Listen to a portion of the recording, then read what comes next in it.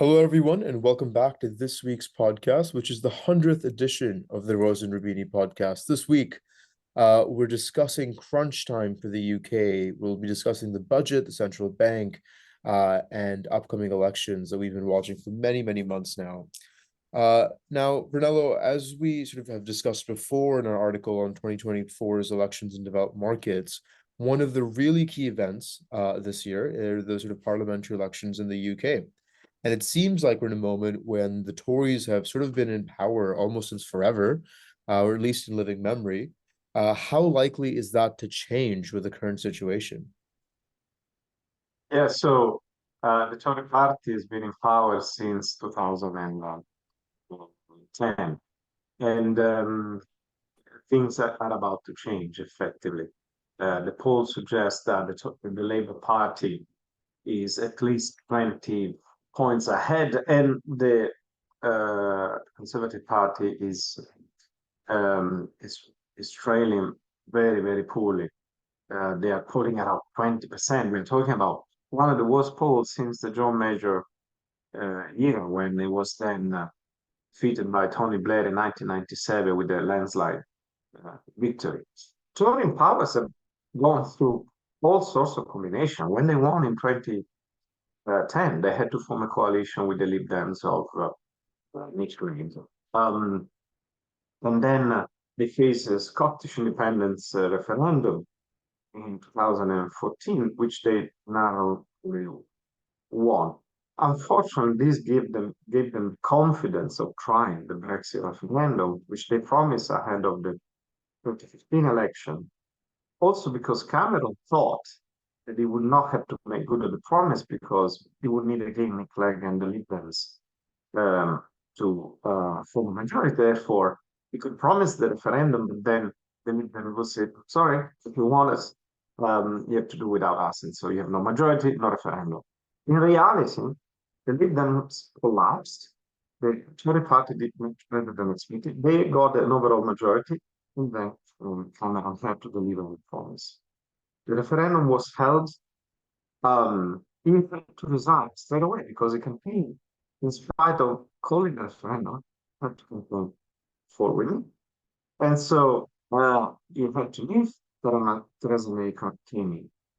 She also had to call an election 1 year afterwards because she thought that she could increase the majority that the Conservative Party had. They had a 20-point lead over the Labour Party, so she wanted a mandate. She wanted a stronger majority, so she called an election. But things didn't go in 2017.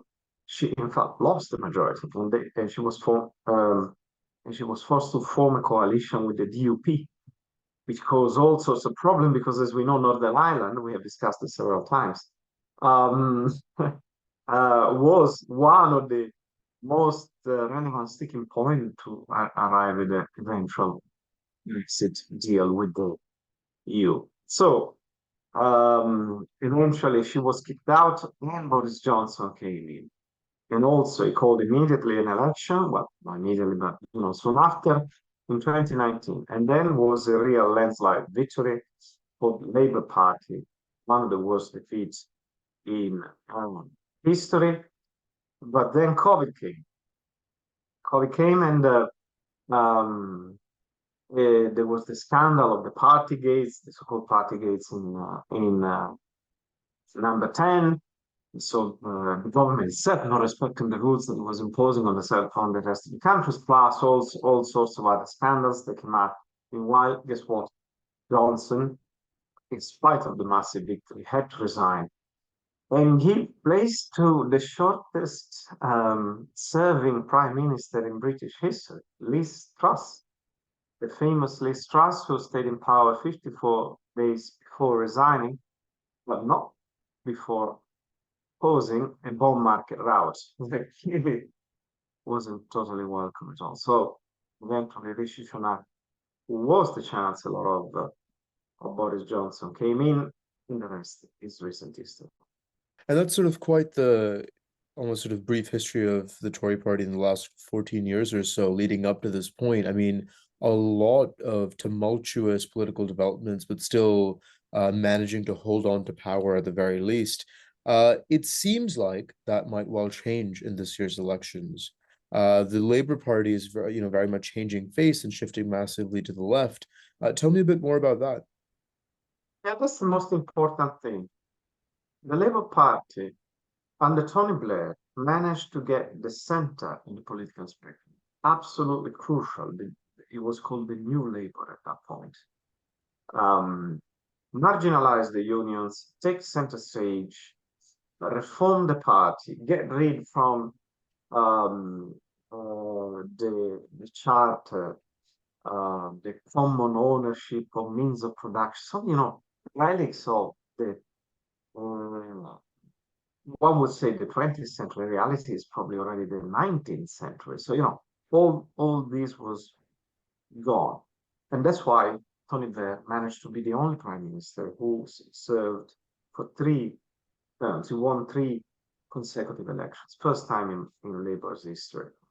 But then he always had this very contentious relationship with Gordon Brown, who really wanted to become prime minister. He wanted so hard and eventually got it, but he got it at the wrong time, so to speak, just prior to the global financial crisis, for which he had to take all the blame.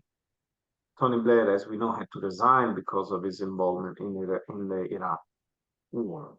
Now, already moving from Blair to Brown was a move from strong centrist position, and Tony Blair was meeting Margaret Thatcher on a weekly basis to exchange views. So, Blair was a centrist, look with an eye to the right. Gordon Brown was totally different, Scottish, and much more similar to the usual Labour environment. So the shift to the left started. That then was continued by the election of Ed Miliband as leader of the Labour Party. And there was kind of this race between the two brothers, David Miliband, centrist, Blairite, and Ed Miliband, leftist, and so on. Ed won because he made a deal with the unions. And that marked a further shift to the left. And guess what? Lost the election, and then he was replaced by Jeremy Corbyn, who was super leftist. And this made Labour unelectable, to the point that in 2019 suffered the worst defeats in 1933. Total disaster. Now, in his team, though, there was this guy called Keir Starmer, who was kind of the shadow secretary for Brexit. And he immediately emerged as a potentially reliable person for all sorts of maneuver that was thought about at the time when the Brexit deal needed to be done, when the Tories seemed unable to deliver. So it was already a name that was made at the time. And eventually, after some troubles for the Labour Party, he was elected party leader. And this is when it really began a huge transformation of the party from proper leftist position, a la Corbyn, to much more centrist position. And now he's kind of more or less back where Blair left it, because Reeves, the candidate to become chancellor, comes from the Bank of England, has a more for business approach, and the entire party is becoming much more for business. So this has given the Labour Party a 20+ point lead versus the Tory party, and the victory seems at hand. Of course, anything can happen between now and when the elections are called, that, as we know, is not known in advance, but unless something dramatic happens, the victory should be high. One of those key developments that might happen before the elections is the budget, which is being released on March 6th. What can we expect to see here from the Conservatives, would you say? So the Conservative Party clearly needs to give some fiscal giveaways. It always happens before the election. Chancellor like to keep the purse strings as tight as possible. in the early years so that they can open them up in the run-up to the elections and give some fiscal giveaways and so some sweetener here and there. And it's what they want to do. Some tax breaks to motorists, we read on the newspaper, but most likely some tax cuts and national insurance contributions and potentially even tax rates or an increase in the minimum threshold and so on. A bit of a fiscal relief after so many years of fiscal between consolidation and prudence, I would say. How to finance all this? Well, it's interesting. It seems that the Tory party is ready to steal some of the clothes of the Labour policies. For example, introducing the privileges of the resident non-dom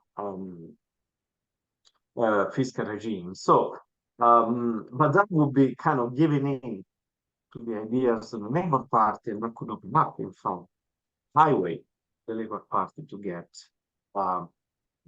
elected. We'll see what happens, and potentially at the time in which postcard is published, some of the news will already be out. Hmm. And then looking to the Bank of England, I mean, there's a bit of a dilemma with a slow economy, but also persistent rate of inflation. How is the bank dealing with this? Yeah, the bank is in a difficult position. It's the most difficult among the major central banks, because all others are seeing, especially the Fed, robust growth and falling inflation, which provides room for rate cuts with caution, because if growth remains robust and the labor market tight, they need to be cautious. The Eurozone is probably the best combination. Falling inflation, weak economy seems like calling for rate cuts. Instead, Bank of England faces the hardest combination: weakening economy, but still high inflation. So what to do? Help the economy and risking a runaway inflation, or keep on tightening policy, or keep it as tight as it is now to rein in inflation, but then risking a further deterioration in economic activity. Big dilemma, to the point that the MPC is divided. Last time there was a three-way split, something that hasn't been seen for some time. Somebody voting for a hike, somebody voting for a cut, the majority voting for no change. It means that there's a serious difference in interpretation of where of the state of the economy by various MPC members. We'll see what happens. In any case, it is possible that both monetary and fiscal policies cannot be as easy as investors would like, and that, of course, will have an impact on the valuation of UK assets, together with, of course, the political uncertainty we mentioned before. Yeah, absolutely. I mean, it seems like in the run-up to the elections then, which will likely be later this year, while most of the people have already called the odds for Labour, a lot could change, particularly on the economic front and how the bank, so the budget sort of responds to it. But also kind of various political developments, not least in foreign policy. So still quite a bit to watch over the coming months. But as always, Brunello, thank you so much for your time and insight. Thank you, and let's celebrate this 100th podcast together. Till next time.